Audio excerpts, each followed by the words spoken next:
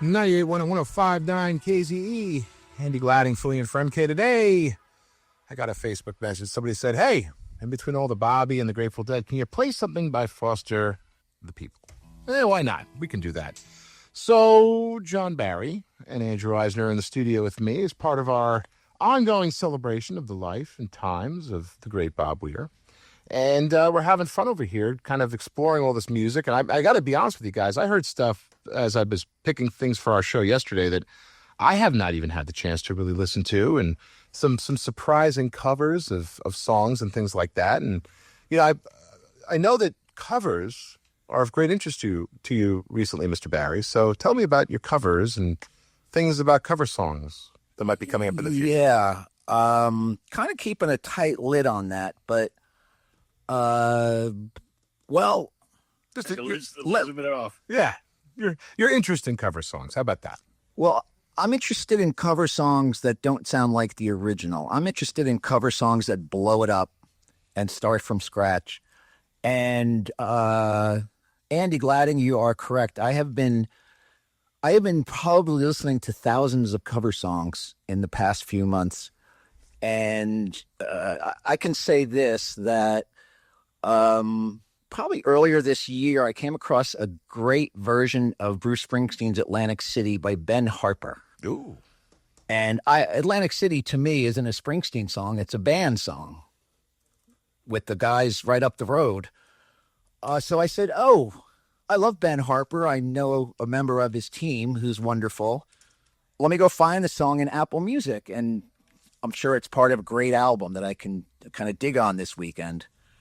So I went to Apple Music, and I couldn't find Ben Harper's Atlantic City, which left me perplexed. But what I did find was 94 covers for 7 hours of listening to Atlantic City. Jeez. 94 covers. 94 covers. Yikes. 7 hours on one 94 song. bottles of beer on the wall. 94 bottles of beer.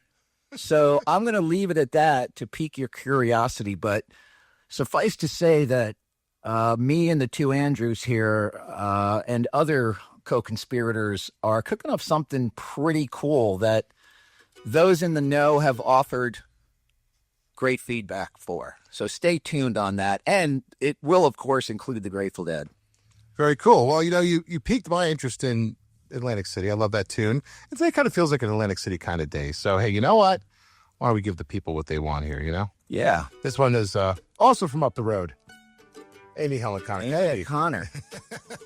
Will this suffice? Is acceptable? Absolutely. I love them both. 98.1 KZ, Atlantic City. So Interesting. So we have been talking about the Grateful Dead, talking about Bob Weir today. Do you have anything you would like to share about the Dead and how they've impacted you and people around you? sure. During COVID, I figured out that I was a Deadhead since the age of 11. Saw my first show at 14, and they've been in my life. That makes it 49 years. So from stem to stern. And they've been in it, you know, the ups, the downs, the breakups, looks like rain. I had trouble at work, and the Silvio Tequila Back into Silvio version he recorded up at Syracuse in, I believe, 3/30/22, got me through a lot of things. And one thing I was thinking about Bobby, I've been in the travel business via my work at the Travel Channel, being a U.S. Travel Association board member, which is a lobbying group down in D.C. And Bobby and the Grateful Dead have been the greatest U.S. travel ambassadors that this country has known. There are thousands of us who have gotten in a car, gotten on a plane, and that was such an integral part of what made them special. And I always say it was three parts. It was your friends, it was the adventure or the trip of getting there, and not that trip, but the physical trip in the car or the plane, and then the music. And, you know, some nights all three hit, and some nights they didn't. And there's just a lot of stories from those adventures, which, you know, for me, started in the car. My first trip was to Hartford on a Sunday, up the Merritt Parkway from New Jersey, home the same night. And, you know, my last trip was via airplane. So things have changed just a bit over the years, but it's still those three parts, the friends the trip getting there and the adventure getting there, and then the music, of course. So Yeah, I'm from a younger generation, so I don't know the full capacity, I feel like, of how the Dead has impacted everybody. But, I come from a generation where that's how half of my friends' parents met. They were Deadheads traveling the country, and they got to meet each other through shows, and they took them even as kids to all these shows, and all my friends have these memories, and it's really interesting to hear about from that perspective as well. yeah, listen, my greatest memory of them is taking my older daughter Lainey.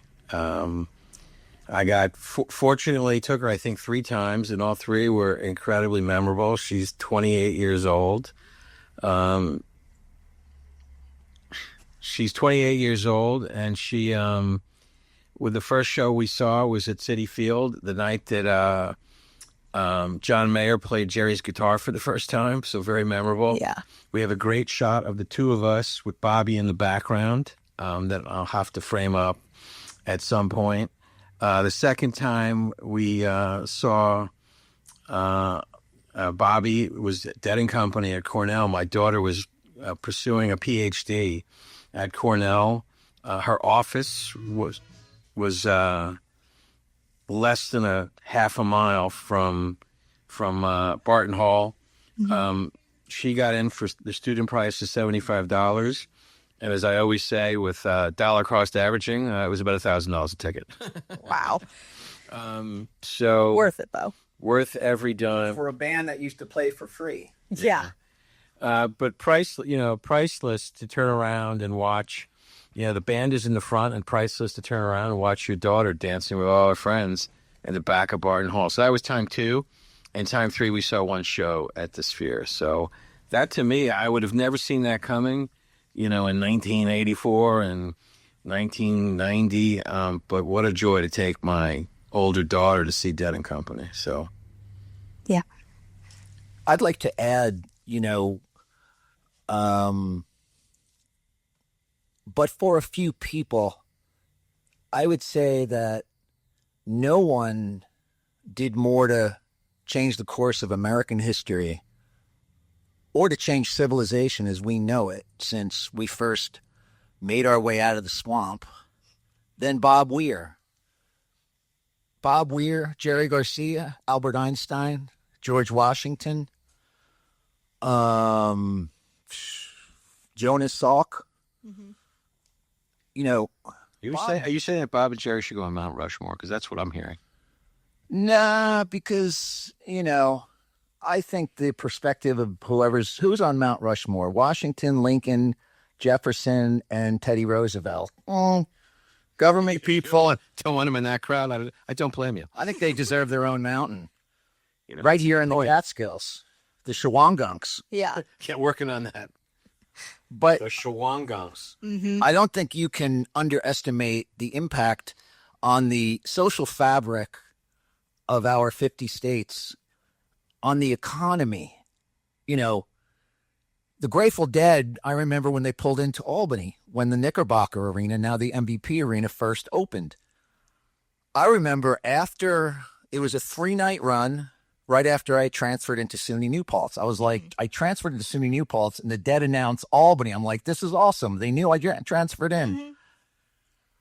I remember hearing that they generated $1 million in 3 days for the Albany economy. That is insane. That old saying, $1 million here and $1 million there, and you're starting to talk about real money. Mm-hmm. Hotels, restaurants, gas, that really gets overlooked. And I got to say, the Grateful Dead, the Kennedy Center Honors and this and that, and, MS Now and whoever else, Fox Sports playing Grateful Dead songs as we go in and out of the TV show. It's very mainstream now. And, a lot of people weren't alive or they don't remember or they don't want to remember that the Grateful Dead were Outlaws. They were outlaws, and they lived and operated on the fringes of society. Way out there. Your parents would be like, who? What? Grateful what? There's Dead in the name? Doesn't sound very good. Mm-hmm. I mean, you had cops rounding up deadheads like nothing. And, you know, they really spoke to another time in history. You know, I remember Jerry once said that you can't be a hobo and hop on a boxcar anymore, but you can go on the road with us. Yeah. And, you know, people forget. And we did. And you did. People forget how much on the fringes of society the Grateful Dead and Deadheads operated. And I think that's a real important thing to remember. You know, It's so mainstream now. It's really from where they were. all this John Mayer and, merchandise, and, you know, you see this stuff on Facebook, like Grateful Dead boxer shorts and stuff. I mean, some of this stuff would just horrify Jerry. It would horrify him. There's a great meme. You know, we used to pay what, Andrew, $35 for tickets? 35. I remember the days of 8. Yeah, my brother said $7.50 was his show. I've seen my dad's ticket stubs, and he's like, "This Yeah. is nothing." 8 at Saratoga. Yep. There's a great meme on social media. It's a picture of Jerry, like from the early 80s probably. And he says, and the graphic says, "What the F is a VIP section?"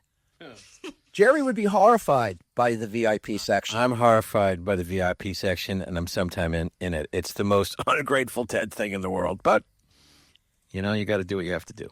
Well, it's a class. It's a class distinction, and I think Jerry would be horrified by that. I remember hearing, I don't know if it was Citi Field or where, for Dead and Company, is you could pay like another $250 for access to an area with a bar where you could then buy drinks. I mean, Yeah. I don't know. Some of it just leaves me perplexed. Just give me the good old Grateful Dead. Yep. And I know I sound like a grumpy old man, but No, but we were saying it's important. That's the whole point of it. you know, I'm very happy just staying at home with a nice meal and listening to archive.org. Do you remember, did your parents what was your first show? 4787. 87. Oh, so you're a couple years behind me. You're so young, youthful. A little different. My first show was in 1979, so it just was the beginning of high school. So kind of crazy times. It was just different parenting then, because there was no parenting. I'm a latchkey kid to the fullest. So there was 0.0 parenting. Oh, you're borrowing the car? Nope. No question where Yep. you're going. Oh, you went 2 hours to Saratoga? I didn't hear that part in the ask. You know, so kind of crazy times. Yeah. Just different. So, should we hear some more music? We should definitely get back into the music. Thank you guys so much for being here and sharing your stories and, you know, being here on our first day of this crazy new program and testing everything out with us. Well, and riding the wave with us. It is like the Apollo 13. It is a bit. we want to thank you and thank Andy Gladding and the whole wonderful Absolutely. team here for having us on the air to share our memories of a guy who, you know, I had a lot of crazy adventures with that cat. Yeah. I met him once, but he and I went to some pretty far out places together, and we always came back. Again, the greatest American travel ambassadors, the Grateful Dead. For sure. John Barry and Andrew Eisner joining us for, I guess, our final day of our Bobby Memorial Tribute. From MendoWerks.com and the Overlook News. And Andrew, you have something special to say? Yeah, I have a dedication. We have time for one more song. And I was originally going to dedicate to my friend Karen Silverstein, who I met through working the song Deal from the Grateful Dead at the Dane County Coliseum on February 3rd, 1978. But we have time for only one more song. So the next song behind Deal was The Music Never Stops. And that's, I think, how we'll go out tonight. 300 years. Let's go. Hey, strap in. It's going to be a wild ride.